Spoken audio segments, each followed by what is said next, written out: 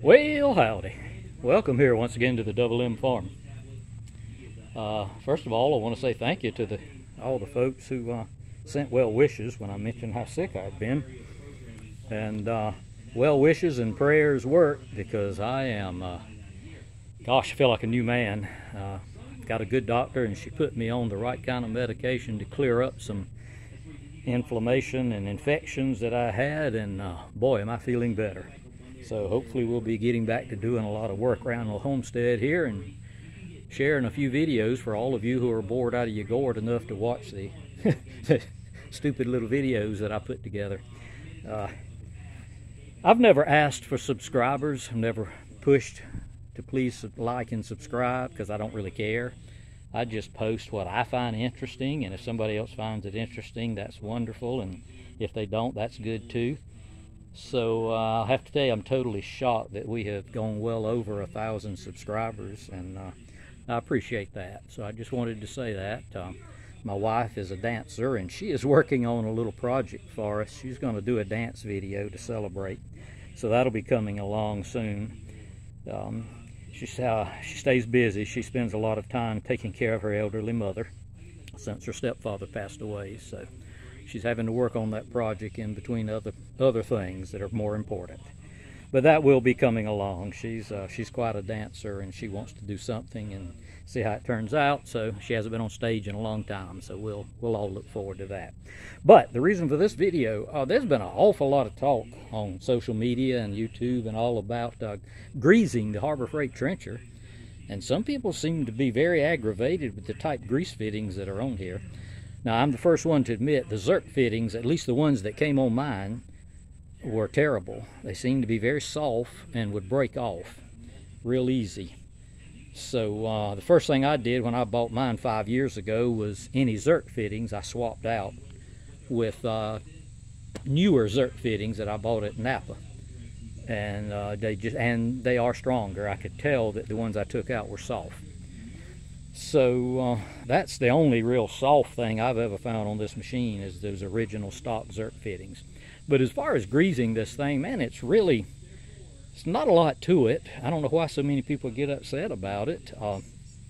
But I've just finished greasing mine, and I'm not going to film greasing it. You know how to stick a grease gun on a fitting and grease it. I mean, that's pretty simple. Not to mention the fact that my hands get greasy and then I can't handle the camera. So I'm going to show you the after effects. So when I'm greasing mine, I park it just like that so that I can get to the two grease fittings here, those two holes on this main boom pin here, which is the pin that scares so many people. It used to be that they didn't keep those in stock. They now have them as replacement pins. I've got one behind me in the shop. So if it does break on you, you can replace it. But and they weren't expensive. I think it was like 20 bucks. Of course, that was before Biden economics, so I don't know what the price is now, but that's another story. But the first thing I do is I just use, and I'm not going to touch my grease gun, but I use a normal fitting, normal arm. You can use a rubber flexible one or a stiff one, and I stick it in the two holes and I grease it until the grease comes up out of it. Then, while I have that same fitting on, that's why there's tarps here, there's a grease fitting under here. Where's my camera? Yeah, under here for the boom, for this pin. I grease it, and I walk right up here, and I'm not sure how well it shows up on camera, but there's a grease fitting in the end of the boom down there. It's a Zerk fitting for this one, for this pin here. So I grease those, and then I take this, which I bought at Napa. It's a needle type grease fitting. It has a Zerk inside of it. I'm sure you can see it down in there. I stick it on the end of my grease gun,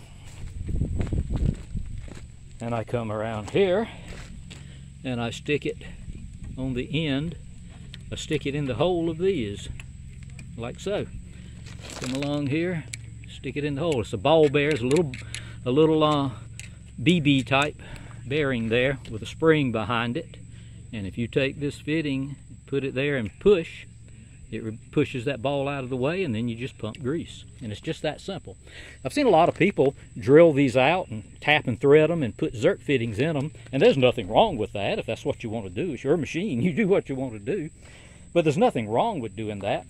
My problem is, on my place, I dig in a lot of places that are real tight fittings, tight to get into with trees, and I'm worried about bumping up against something and snapping the zerk fitting off. So that's why I have not changed mine out. But I find it just that simple to grease the Harbor Freight trencher. I mean, the only other thing left to grease that's not all of those pins are the wheels, and they have zerk fittings on them. And I didn't change those out, and I have yet to have a problem with them. They're still the stock ones that came on it. I don't grease them as often because I don't pull it on the highway that much, so they're not turning at a high rate of speed. But it's very simple to grease if you've got one of these. I got this one at Napa.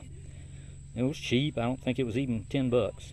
And you've got there, there, there, two there, and there, there, and then on the bucket there. And that's it. You do that, your machine is greased, and if you keep it greased, there's less chance of those pins shearing off or breaking. And it's just that simple to grease the Harbor Freight trencher.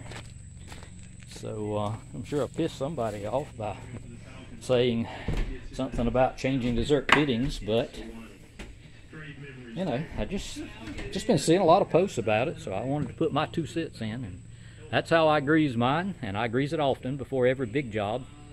If I'm doing something small, I don't grease it if I just recently greased it, but usually I'll grease it before every job. I'm getting ready to crawl it right up there and bury a pipe across the road. There's a catch basin there at that pampas grass. I'm going to dig a trench across the road and bury a pipe, because if you can see, it's washing out there. So I'm going to bury a pipe there to eliminate that washout when a big rain comes. And I'll do a video of that, and we'll talk some more about the Harbor Freight trencher. And a little tease, we're going to talk about why it breaks, why so many people are complaining about things breaking on the Harbor Freight trencher. That's another thing we'll talk about. And again, stay tuned. My wife is working on a real nice dance video for us, and that'll be coming up soon. So I appreciate you joining us here on the Double M Farm, and talk to you again real soon.